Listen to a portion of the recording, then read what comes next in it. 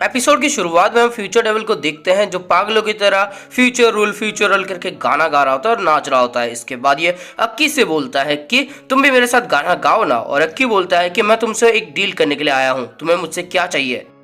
इसके बाद future devil बोलता है कि तुम्हारा एटीट्यूड तो बहुत गंदा है, कोई बात नहीं, आओ मेरी छाती के अंदर अपना सर दो ताकि मैं तुम्हारा फ्यूचर देख सकूं और उसी के बाद मैं बताऊंगा कि मुझे तुमसे क्या चाहिए। इसके बाद अक्की अपना सर इसकी छाती के अंदर दे मारता है। फ्यूचर डेविल फ्यूचर देखता है और बोलता है कि अगर तुम चाहते हो कि तुम मेरी पावर को यूज करो तो फिर मैं चाहता हूं कि मैं तुम्हारे राइट आई के अंदर रह सकूं। तुम यही सोच रहे हो ना ये सब सच है या फिर नहीं? तुम जानना चाहोगे तुम कैसे मरोगे, जानना चाहोगे? बताओ बताओ, जानना चाहोगे क्या? और अक्की बोलता है कि नहीं, मुझे इसमें कोई इंटरेस्ट नहीं है, जब तक मैं अपने टारगेट को खत्म कर सकता हूं तब तक मुझे किसी और से कोई भी मतलब नहीं है, अब आ जाओ मेरी आंखों के अंदर। इसके बाद सीन शिफ्ट होता है, हम डेंजी को उड़ता हुआ देखते हैं क्योंकि किशिबे ने इसको जोरदार पंच मारा होता है और पता लगता है कि डेंजी और पावर दोनों की हालत बुरी है। किशिबे ने इनको मार मार के इनकी बुरी हालत कर दी होती है, लेकिन इन दोनों ने मिलकर किशिबे के गाल के ऊपर एक छोटा सा स्क्रैच मार दिया होता है। इसके बाद किशिबे बोलता है कि तुमने ये जो किया उसके लिए तुम्हें फुल पॉइंट मिलते हैं और आज के बाद से हम हफ्ते में एक बार प्रैक्टिस किया करेंगे। और तब पावर बोलते हैं कि यस, हमने कर दिखाया। आगे किशिबे बोलते हैं कि अपने दिमाग को हमेशा शांत रखो, चाहे तुम्हें कैसा भी फील क्यों ना हो रहा हो।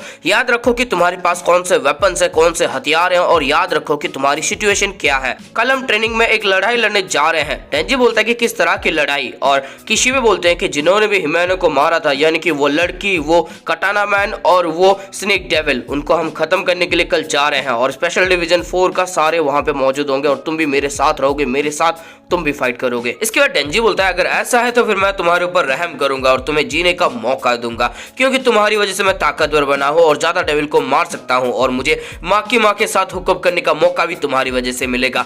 कमीने, तूने सिर्फ उसके ऊपर एक छोटा सा स्क्रैच लगाया है, वो चाहेगा तेरे को बीच में से ही फाड़ देगा और उसको तू धमकी दे रहा है कि तू उसको जीने का मौका देगा। इसके बाद हम किशिबे और माँ की माँ को देखते हैं, जहाँ पे माँ की माँ बोलती है कि मुझे खुशी है कि इतना बिजी शेड्यूल होने के बाद भी तुम मेरे साथ हो और मुझे उम्मीद है कि तुम डेंजी और पावर दोनों को और भी ज्यादा सिखा सकते हो। इसके बाद किशिबे बोलता है मैं पहले से बहुत ज्यादा परेशान हूँ, जब भी मैं किसी को ट्रेनिंग देता हूँ तब वो मर जाता है, जिसकी वजह से मैं और भी ज्यादा पीने लगता हूँ। वैसे अगर कोई खिलौना टूट जाता है तो मुझे उसके लिए दुखी नहीं होना चाहिए, लेकिन अब मैं बूढ़ा हो रहा हूँ, शायद मैं उनसे अटैच हो चुका हूँ। इसके बाद माकिया बोलती है तुम कुछ कहना चाहते थे, और किशिबे बोलता है कि स्पेशल डिवीजन के ऊपर जो अटैक हुआ उसके बारे में तुम्हें पहले से पता था और तुमने कुछ भी नहीं किया।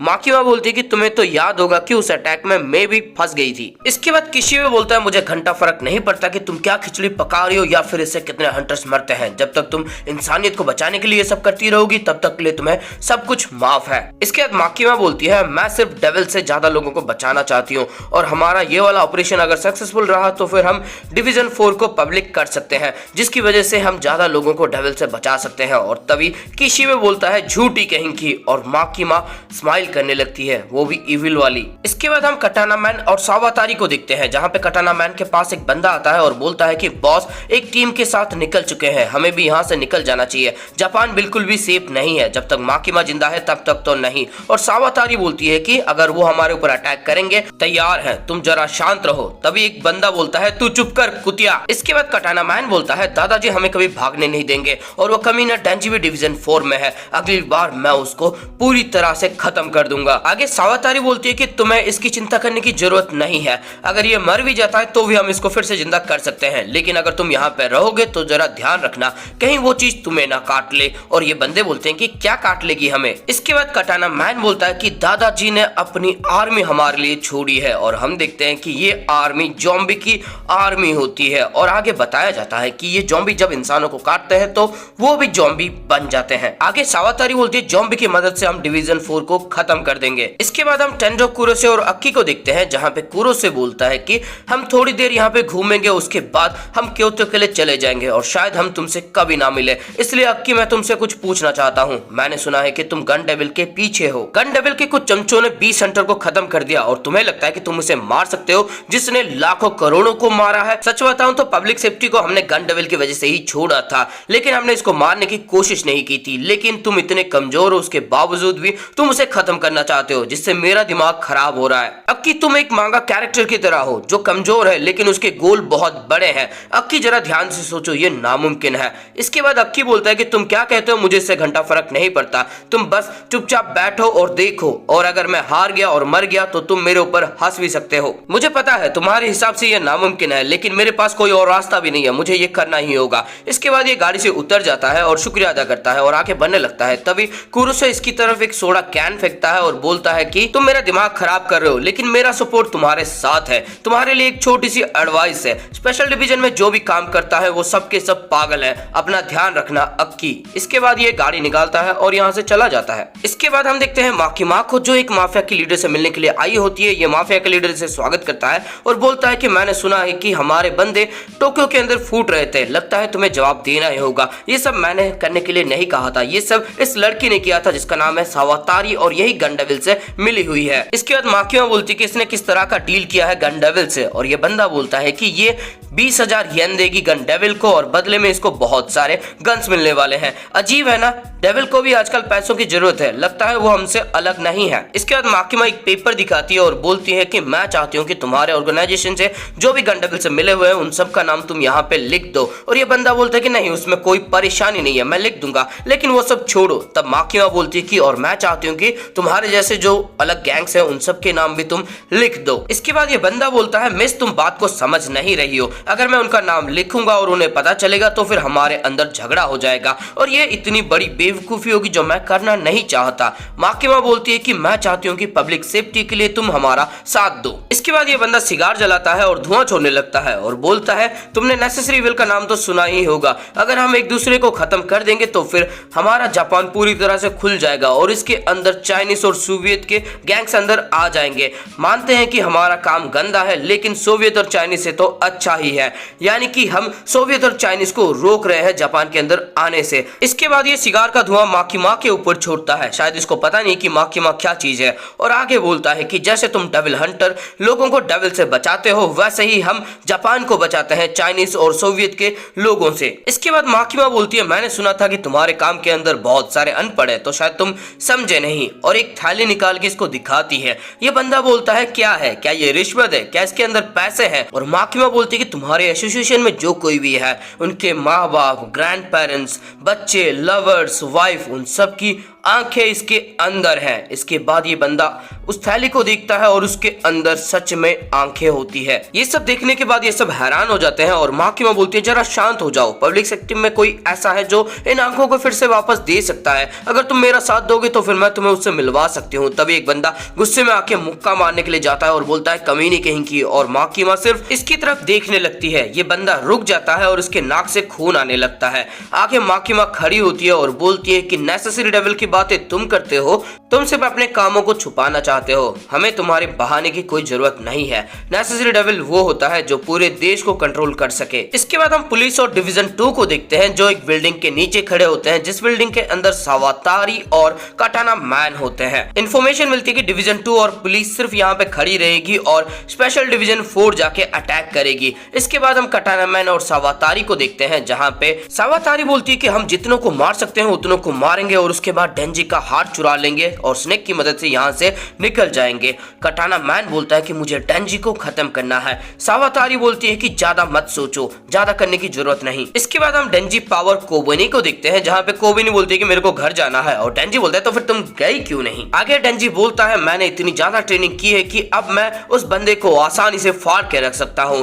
पावर बोलती है कि अब हमारा दिमाग पहले से भी ज्यादा तेज हो चुका है, अब हमारे लिए ये कोई बड़ी बात नहीं है, और ये दोनों हंसने लगते हैं और कोबेनी फिर से घबराने लगती है। इसके बाद अक्की किशिबे से पूछता है कि प्लान क्या है और किशिबे बोलता है कोई प्लान नहीं, पूरा स्पेशल डिवीजन अंदर जाएगा। इसके बाद स्पेशल डिवीजन अंदर जाने लगते हैं और तभी किशिबे के पास दो बंदे आते हैं जिनमें से एक का नाम होता है शीना और दूसरे का नाम होता है फुरुनो, और ये दोनों डिवीजन 2 से होते हैं। आगे किशिबे अपने आप को इंट्रोड्यूस करवाता है और अपने आप को स्पेशल डिवीजन का कैप्टन बताता है। इसके बाद किशिबे बोलते हैं डिवीजन 2 और पुलिस यहीं पे रहेगी, फर्स्ट फ्लोर और बेसमेंट में जाने के लिए जो रास्ता है उसको बंद कर दिया गया गया है। डिवीजन 4 जाके टेररिस्ट को अंदर से ही खत्म कर देगी। लेकिन एक बात का ध्यान रखना, डिवीजन 4 के अंदर सबके सब नॉन ह्यूमंस है, यानी कि कोई भी उनमें से इंसान नहीं है। और उनमें से कोई भी अगर बेकाबू हो जाता है तो वो कई गुना ज्यादा खतरनाक हो सकता है, टेररिस्ट है। इसलिए मैं तुम्हें उनके बारे में बताऊंगा, क्योंकि हो सकता है कि तुम्हें उनके साथ फाइट करना पड़े, टेररिस्ट के साथ नहीं। इसके बाद हम एक बंदे को देखते हैं जो दीवार के आर पार जा पा रहा होता है। इसके सर के ऊपर एक शार्क का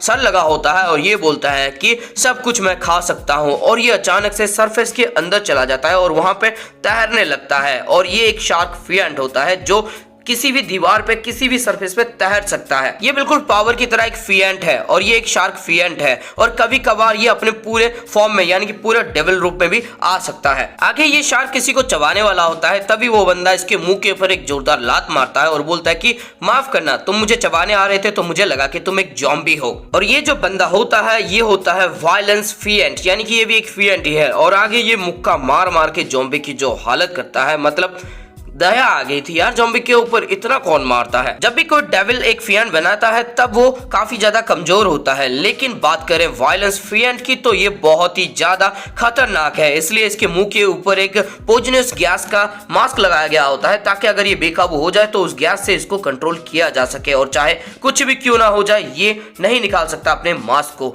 आगे वायलेंट फिएंट एक लड़की को दिखता है और बोलता है कि तुम एक इंसान हो, अगर ये तुम्हें काट लेंगे तो तुम जॉम्बी बन जाओगी, यहाँ से भाग क्यों नहीं जाती। तभी ये लड़की घूम के देखती है और पता लगता है कि ये लड़की भी एक डेविल है, यानी कि एक फिएंट है। आगे इस फिएंट के 2 से बहुत सारे पैर हो जाते हैं और ये एक स्पाइडर वुमन बन जाती है और अपने पैरों से बहुत सारे ज़ॉम्बी को खत्म कर देती है। किसी में बोलता है कि जनरली ये हमेशा अपने ह्यूमन फॉर्म में ही रहती है और बहुत ही ज्यादा फ्रेंडली है, लेकिन आखिरकार है तो डेविल ही, और डेविल मजे के लिए भी किसी को खत्म कर सकते हैं। आगे ये स्पाइडर डेविल छलांग लगा के कुछ ज़ॉम्बी को खत्म कर देती है, जिनमें से एक का सर लुढ़कता हुआ एक बंदे के पैरों के पास चला जाता है। वो बंदा इसका सर उठाता है और उसको चबा जाता है और पता लगता है कि जिसने इसका सर चबाया होता है उसका नाम है एंजल डेविल। एंजल डेविल थोड़ा सा स्पेशल है क्योंकि इसको इंसानों से कोई दुश्मनी नहीं है, लेकिन अगर इंसान इसके करीब आता है और ये इंसानों को छू लेती है तो फिर इंसान की उम्र घट जाती है। आगे हम डेंजी को देखते हैं जो कुल्हाड़ी से ज़ॉम्बी को खत्म कर रहा होता है और तुम्हें पता है कि वो कितना पागलों की तरह हंसते हुए खत्म करता है, बिल्कुल वैसा ही वो कर रहा होता है। आगे हम अक्की को भी देखते हैं जो तलवार की मदद से ज़ॉम्बीज़ को खत्म कर रहा होता है। तभी एंजल डेविल उससे बोलती है क्या तुम्हारे पास रुमाल है, मुझे दे सकते हो। और अक्की इसके बहुत ज्यादा करीब जाता है और उसके हाथों से रुमाल दे देता है। और तब एंजल डेविल बोलती है कि मैं इंप्रेस हुई तुम मेरे इतने करीब आ गए, जबकि तुम्हें पता है कि अगर मैं तुम्हें छू लूंगी तो फिर तुम्हारी उम्र घट जाएगी। इसके बाद अक्की बोलता है जब तक हम दोनों के बीच में कोई भी चीज है तब तक मुझे कोई खतरा नहीं। इसके बाद एक बंदा आके अक्की के ऊपर गोली चलाता है, लेकिन एंजल डेविल अक्की को बचा लेती है। और इसके बाद अक्की सीधा जाके इसके मुंह के ऊपर एक जोरदार पंच मारता है और इसको नॉकआउट कर देता है। आगे अक्की एंजल डेविल से बोलता है कि इसको बाहर ले जाओ और एंजल डेविल बोलते कि इसने मेरे को ऑर्डर दिया, लेकिन हम लड़ाई के बीच में है, इतना तो चलता ही है। आगे अक्की पावर और डेंजी को बोलता है कि तुम दोनों मेरे साथ आओ, ये सब फिएंट संभाल लेंगे, हमें उस सामुराई को और स्नेक वुमन को ढूंढना है। डेंजी पूछता है क्या तुम्हें पता है कि वो कहां पे है, और अक्की बोलता है कि नहीं, हम अलग अलग होके ढूंढेंगे। इसके बाद अक्की लिफ्ट की मदद से 4th फ्लोर पे जाता है और वहां पे एक बंदा आके अक्की के ऊपर गोली चलाता है,